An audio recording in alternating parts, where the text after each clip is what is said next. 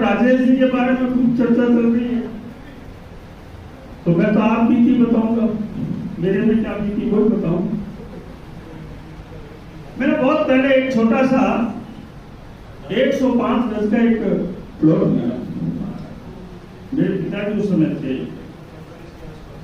और मैंने कहा एक घर के आसपास एक छोटा मकान बना लें। लोगों ने लेकर लिया, लोगों ने कहा आप समझो कि हो, आप कितने लोग आते हैं, ये छोड़ना पड़ेगा। मैंने कहा नहीं बनाएंगे। तो मेरे बहुत संपर्क में हैं अच्छे अच्छे वास्तु शास्त्री भी, अच्छा नक्शा बनाने वाले भी, उनको मैं लेके आया, मैंने बताया, उन्होंने कहा ये आप बेच दीजिए, आपके लायक नहीं है और इसमें वास्तु दोष भी है। खूब लोगों ने अलग अलग कहा। एक मैं जिनको मानता हूँ गणेश जी पंडित, उनको मैं लेके आया, उन्होंने पता नहीं मिट्टी ली, लेके कहा, और ऐसे कंपास रखे कहा कि देखो मकान को वास्तु से बनाना, मैं भी जानता हूँ, लेकिन फिर भी आप नक्शा अच्छा बनाना, लेकिन ये जमीन जो है ना आपके लिए शुभ है, इसलिए मकान बनाना है। अब नक्शा किससे बनाए,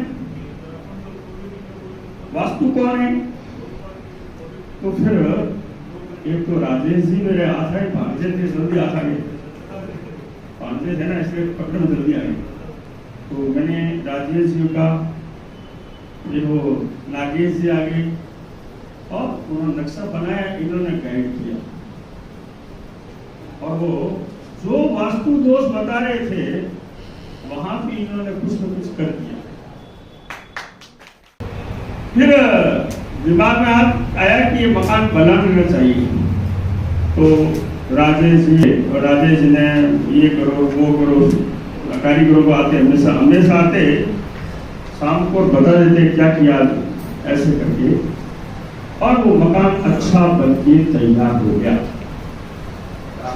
मकान में जो भी अंदर आया उसने कहा क्या शानदार मकान बनाया है, छोटा सा मकान के क्या शानदार बनाया, छोटी सी 105 गज की जमीन में क्या शानदार बनाया है, और वो भी आगे तो 11 फुट और पीछे 15 फुट ऐसी जमीन।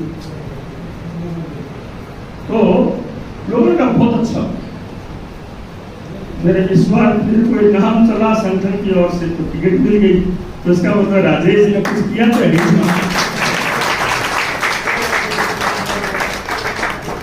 लेकिन जब आदमी का ग्रह चक्र ठीक होता है, जब आदमी का समय ठीक होता है, और जब जहां वो रहता है उसका वास्तु ठीक होता है, तो आम आदमी में भी उसका सकारात्मक प्रभाव पड़ता है। वो सकारात्मक प्रभाव पड़ा तो आप सबने मिलके 20,000 से जिताया, इसलिए पुनः आपका आभारी हूं, राजेश का आभारी हूं। ये वास्तु का एक परिणाम है। मैंने कहा मैं आप बीती बताऊंगा, इसलिए मैंने आप बीती बताई है भैया, इसलिए मैं बहुत बहुत शुभकामनाएं देता हूं। और आप मेरे पड़ोस में एक मकान था, तो जब ये आए तो वो मास्टर जी थे हमारे, मैंने बचपन से मुझे पढ़ाया था, वो भी दौड़ के आए कि मेरा भी मकान, उन्होंने कहा कि आप इसमें वास्तु गड़बड़ है और कोई बीमारी हो सकती है, इसको चेंज करो थोड़ा सा। वो पैसा खर्च करना नहीं चाहते थे, थोड़ा सा चेंज करने का कि ये यहाँ से जो लेटरिन बना इसको यहाँ से हटा दो, केवल यही कहा। लेकिन उन्होंने पूरी बात मानी नहीं, सुनी नहीं, और वो हवा में उड़ गए। वैसे तो उनका उस समय आ गया था, अपन मानते हैं, लेकिन उनकी बीमारी भी ऐसी लगी और वो संसार से बीच गए। उनके लड़कों को लगा कि वास्तव में ये कर लेते, वो तो समय की बात है, भगवान जिसको जितना समय, लेकिन दिमाग में तो आता ही है। लेकिन अभी उनका एक भाई और बीमार हो गया ज्यादा, तो उन्होंने तुरंत उसको चेंज कर दिया, हटा दिया वो, और वो लड़का ठीक हो गया, दूसरा भाई।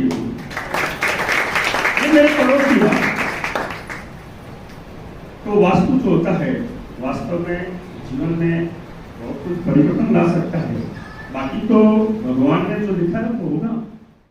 और ये जो वास्तु का भी अच्छा है, अगर आपके घर में ठीक है तो उसका भी लाभ मिलेगा।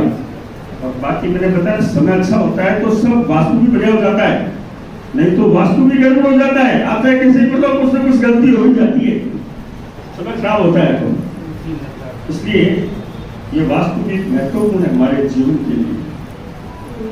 और मैं सोचता हूं कि बीकानेर जो शहर है